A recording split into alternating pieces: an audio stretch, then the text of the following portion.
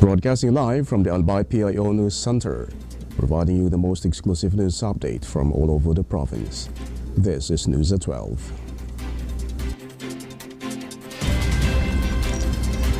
In the local scene, the provincial government of Albay, through its Gender and Development GAD division, plans to intensify efforts towards gender equality through the mainstreaming of gender and development in the province.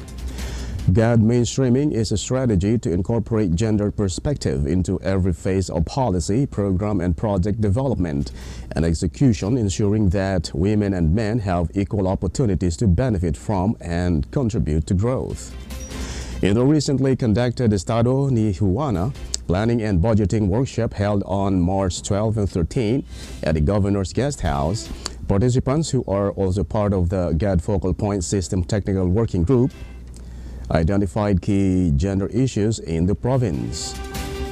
During the workshop, several issues were highlighted, including the low participation of women in the labor force due to lack of opportunities and persistent gender stereotyping, underscoring the urgent need for intensified efforts to achieve gender equality. The GFPS-TWG is composed of GAD focal points from various PGA offices, local government units, and the Albay Provincial Police Office, several non-governmental organizations, and women's council leaders from the cities and municipalities in the province.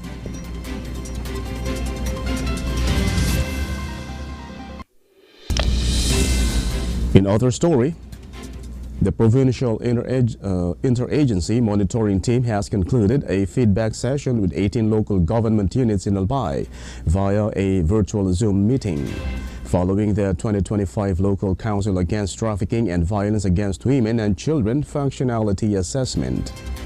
The assessment categorized LGUs based on functionality. Those scoring above 81% were deemed highly functional. Between 51 and 80% were considered moderately functional. Between 21% and 50% were low functional, and below 20% were deemed non-functional. The feedback process, led by the Department of Interior and Local Government, involved a thorough review of the LGU's documents, policies, resolutions, and programs dedicated to protecting women and children within Albay. The PIMT comprised representatives from the Provincial Social Welfare and Development Office, the Provincial Planning and Development Office, the Philippine National Police, and the Provincial Health Office. The objective of the feedback session was to provide constructive suggestions and recommendations to each LGU, aiming to guide them in making necessary improvements, maintaining successful practices, and implementing new strategy to achieve higher scores in the next year's assessment.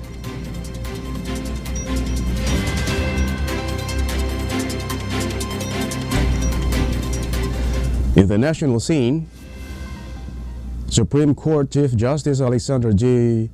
Desmundo canceled his planned official trip to The Hague at the last minute, according to the Supreme Court's office of the spokesperson. The Chief Justice was initially scheduled to travel to The Hague to sign the terms of reference with the Hague Academy of International Law. However, according to a statement issued by the Office of the Spokesperson, Special Order 3167, which designated Senior Associate Justice Marvic Leonin as Acting Chief Justice beginning on March 12, 2025, did not take effect because Desmundo chose to stay in the country. The Supreme Court has received numerous urgent petitions from the Duterte's family and allies critiquing the Philippine government's cooperation with ICC. The ruling was made in the midst of one of the Supreme Court's most contentious cases in recent memory, the legal dispute surrounding former President Rodrigo Duterte's contentious arrest and detention at The Hague. Now formally in the International Criminal Court's custody, former President Rodrigo Duterte is being held at the court's detention facility in Shawinigan while he faces charges of crimes against humanity. Duterte's family members and supporters have submitted numerous urgent petitions to the Supreme Court denouncing the Philippine government's collaboration with the ICC.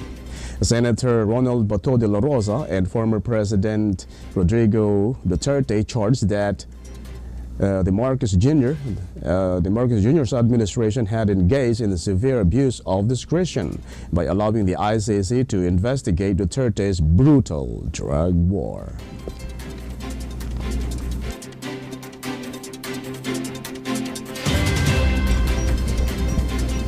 In other story, the Philippine National Police is ready to once again assist Interpol in the arrest of other personalities involved in former President Rodrigo Duterte's drug war. Although Duterte's other co-accused does not yet have an arrest warrant, PNP spokesperson Brigadier General Jean Fajardo stated that the police are dedicated to upholding the Philippines' commitment to Interpol. Interpol detained Duterte, who is now in The Hague, Netherlands, awaiting trial by the International Criminal Court in his brutal war on drugs. The PNP commander and executor of Duterte's drug war, Senator Ronald Bato de la Rosa, is one of Duterte's acknowledged co-accused.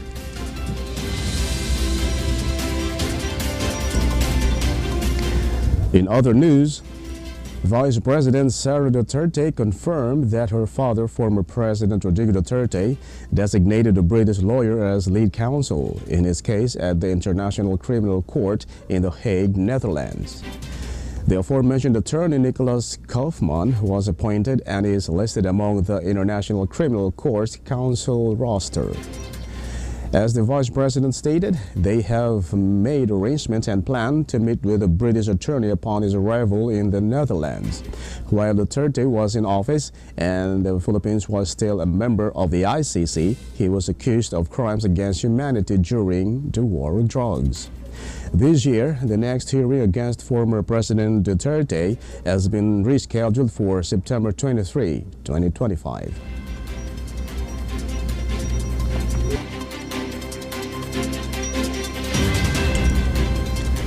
And in the news outside the country, Canada's new Prime Minister, Mark Carney, has asked Defense Minister Bill Blair to review the purchase of America's F-35 fighter jet to determine whether there are other options given the changing environment. According to Defense Ministry Press Secretary Lawrence D. Casanova, the deal to buy the F-35 from U.S. military contractor Lockheed Martin is still in effect, and Canada has legally committed to paying for the first 16 aircraft. 2 years ago, Canada committed to purchase 88 F-35s. U.S. President Donald Trump has imposed economic pressure on Canada and initiated a trade war to force it to become 51st state.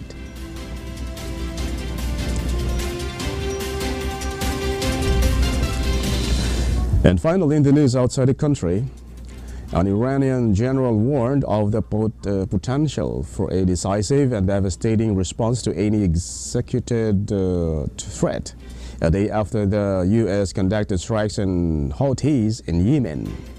General Hossein Salami denied that Iran had supported the rebel group, which is still waging an offensive against the foreign ships off the coast of Yemen and in the Red Sea.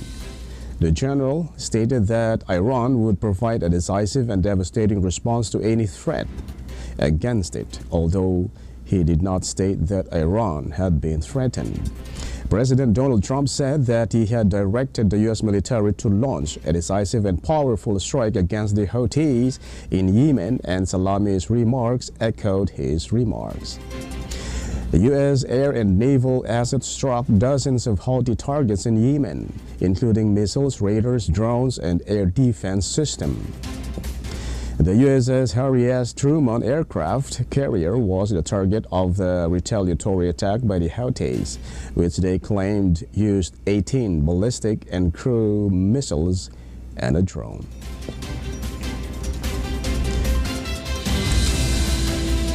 And that's all for the news at 12, March 19, 2025. We'll be back tomorrow for more news updates. And thanks to our news writer, LJ Lurejo and Dan Roquion.